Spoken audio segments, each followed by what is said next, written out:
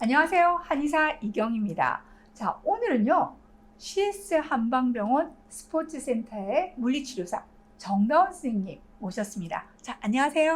안녕하십니까. 저는 CS 한방병원 스포츠재활센터 책임치료사 정다운입니다. 우리가 꽤 오랜 시간 허리의 기초가 되는 여러 가지 코어 안정화 운동을 배워왔었잖아요.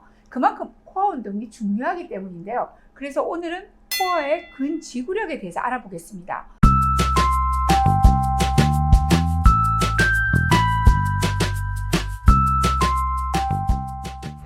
우선 지구력과 근력 어떤 차이가 있을까요? 우리 몸의 기둥과 같은 역할을 해주는 코어 근육에는 기능에 따라 두 가지로 나누어 볼 수 있습니다. 강한 힘을 낼 것인가 혹은 오래 유지할 것인가, 이 두 가지가 바로 근력과 지구력의 차이라 할 수 있겠습니다. 우리가 체관을 움직이기 위해 발생하는 힘의 양, 즉 근력도 중요하지만 앉은 자세나 선 자세를 얼마나 오랫동안 유지할 수 있는지가 더 중요한데요. 바로 이 근지구력이 코어 안정화와 직결되는 부분이라 할 수 있겠습니다. 네, 맞습니다. 자, 코어의 근지구력의 중요성에 대한 연구는 이미 많이 발표되어 왔는데요. 허리 통증을 가지고 있는 사람에게서 허리 통증이 없는 사람보다 근지구력이 떨어진다는 결과들, 그리고 운동선수를 대상으로 한 연구에서도 보면 코어의 근지구력은 부상률과 직결된다는 연구 결과들이 보고되고 있습니다. 그만큼 코어 근육의 지구력 증진이 통증의 완화나 그리고 부상 예방에 중요하다고 할 수 있는 건데요. 더구나 노년 인구가 늘어나는 지금 시점에서 코어 근지구력 강화는 운동기 관절 통증 질환의 치료와 예방이라는 점에서도 중요하다고 할 수 있어요. 그만큼 오늘 기대가 아주 큽니다. 네, 그래서 오늘은 코어 근육의 지구력을 증진시키기 위한 방법으로 어떤 운동들이 있는지 알아보도록 하겠습니다. 우리가 코어의 근지구력을 알아보기 위해 가장 대표적으로 쓰는 방법은 척추의 대가이신 맥길 박사님의 근지구력 테스트입니다. 이 테스트는 근지구력을 알아보기 위한 방법이기도 하지만 이것이 곧 운동법이 되기도 하는데요. 총 3가지 동작으로 구성되어 있습니다. 함께 보실까요? 네, 기대가 됩니다. 그러면 한번 가보실까요? 첫 번째 동작은 우리 코어의 전면부 앞쪽에 있는 근육을 평가하는 방법인데요. 무릎을 세우셔서 발바닥은 지면에 닿은 채로 준비를 해주시면 되겠습니다.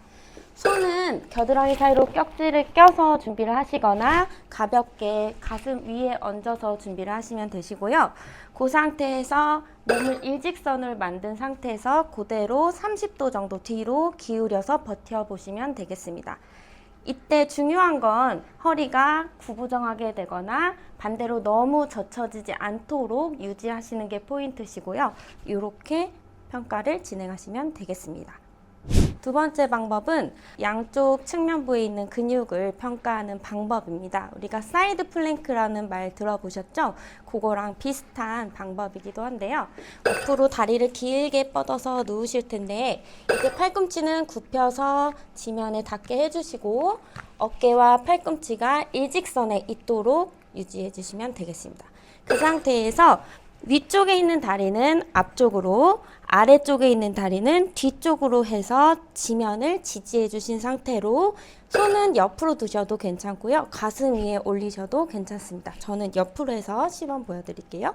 이 상태에서 엉덩이를 지면으로부터 들어 올려서 버티시는 겁니다. 이때 중요한 포인트는 몸통이 떨어지거나 반대로 너무 들어 올려진다든지 앞쪽으로 기울이거나 뒤로 넘어가지 않도록 유지하시는 것이 포인트가 되겠습니다. 다음은 세 번째 방법입니다. 코어의 후면부 뒤쪽 근육을 평가하는 방법인데요. 맥길 박사님의 오리지널 방법은 조금 위험하기도 하고 보조하실 분이 필요하시기도 하셔서 집에서 혼자 하시기는 조금 어려운 부분이라 제가 혼자서 할 수 있는 방법으로 운동을 준비해 봤습니다. 집에 베개 누구나 다 가지고 계시잖아요. 저는 메모리 폼을 준비해 봤는데 베개로도 진행하셔도 충분히 따라하실 수 있습니다. 베개를 놓고 배꼽 정도 베개가 위치할 수 있도록 엎드리시면 되겠습니다. 이때 손은 뒤쪽으로 뒷짐을 지듯이 시작을 하시고 다리는 지면에 닿은 채로 시작을 하실 거고요. 그 상태에서 상체를 일직선에 가깝게 들어 올려서 유지하시는 방법입니다. 이때 다리가 떨어져서 하늘 위로 뜬다든지 혹은 너무 뒤로 젖혀지지 않도록 하는 게 포인트가 되겠습니다.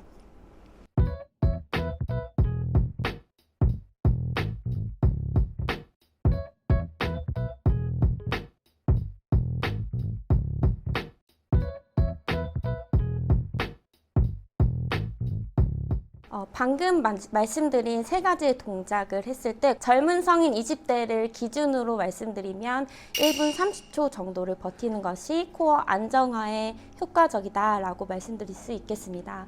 물론 연령대에 따라 그 기준이 조금은 다르겠지만 최소 1분 정도 유지할 수 있는 능력까지 연습해 보시는 걸 추천드립니다.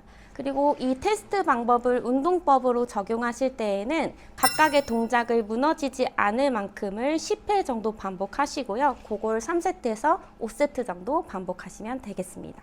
오늘 알려드린 맥길 박사님의 운동법이 현재까지도 아주 유용하게 쓰여지는 테스트이자 운동 방법이긴 하지만 우리가 일상생활에서 코어 근육을 움직일 때는 사실 굽히고 펴는 거, 측면의 움직임 더불어 다양한 방향에서의 코어를 사용하게 되는데 그런 부분에서는 이 테스트가 조금 아쉬운 부분이 있습니다. 따라서 오늘 코어의 능력을 평가할 수 있는 임상적으로 사용되는 여러 가지 기구들 중에 하나를 소개시켜 드려 볼까 하는데요. 함께 가보실까요? 앞서 설명드린 맥길 박사님의 운동 방법도 정말 유용한 방법이지만 이런 기구를 활용하시면 좀 더 전문적이고 세밀한 평가와 운동이 가능합니다. 오늘 기구 시연을 함께 해주실 분은 저희 병원에 실제로 입원해 계신 환자분이십니다. 감사하게도 동의를 해주셔서 함께 보여드리도록 하겠습니다. 운동에 앞서서 환자분 코어 기능에 대해서 평가를 진행하였는데요. 이 그래프를 간단하게 해석하자면 원래는 원에 가까운 선형을 보여야 지구력이나 근력이 양호하다라고 평가를 하는데 위쪽에 있는 점을 보시면 그래프가 원을 이루다가 안으로 푹 꺼져 있는 점을 보실 수 있으실 겁니다. 즉 앞쪽에 있는 근육이 잘 버텨주지 못하는 근력이 떨어지는 모습을 확인할 수 있는데요. 따라서 이 환자분의 같은 경우는 이 전면부의 코어를 강화시킬 수 있는 프로토콜을 설정하여서 치료와 운동 재활을 진행하고 있습니다. 지금처럼 기구가 회전을 하면서 다양한 기울기로 적용이 되기 때문에 코어 중에서도 앞쪽, 측면부, 뒤쪽 다양하게 운동을 하실 수 있는 아주 큰 장점이 있는 기구입니다. 지금처럼 몸통이 뒤로 기울어진 채로 환자분이 버티셔야 하기 때문에 덜덜 떨릴 만큼 굉장히 큰 힘을 필요로 하는데요. 아까 말씀드린 것처럼 전면부 코어가 약하신 분이기 때문에 이 뒤쪽으로 기울어져 있는 다양한 방향으로 적용하고 있습니다. 괜찮으신가요? 굉장히 힘드시죠? 네, 덜덜 떨리고 예. 발바닥에서부터 모든 코어를 다 쓰는 부분이에요. 저희 환자분 같은 경우는 척추 골절 후에 고정술을 진행하신 분이시라 재활을 저희 병원에서 진행하고 있는데 지금 이 기구를 이용해서 매일 2회씩 진행하고 있습니다. 방금 보신 것처럼 이 기구는 척추 손상 환자, 즉 수술 후의 재활이나 운동선수 재활까지도 다양하게 적용되고 있는데요. 이것처럼 다양한 기구와 자가 운동을 병행하시면 보다 효과적으로 코어의 근지구력을 향상시키시는 데 도움이 되실 겁니다.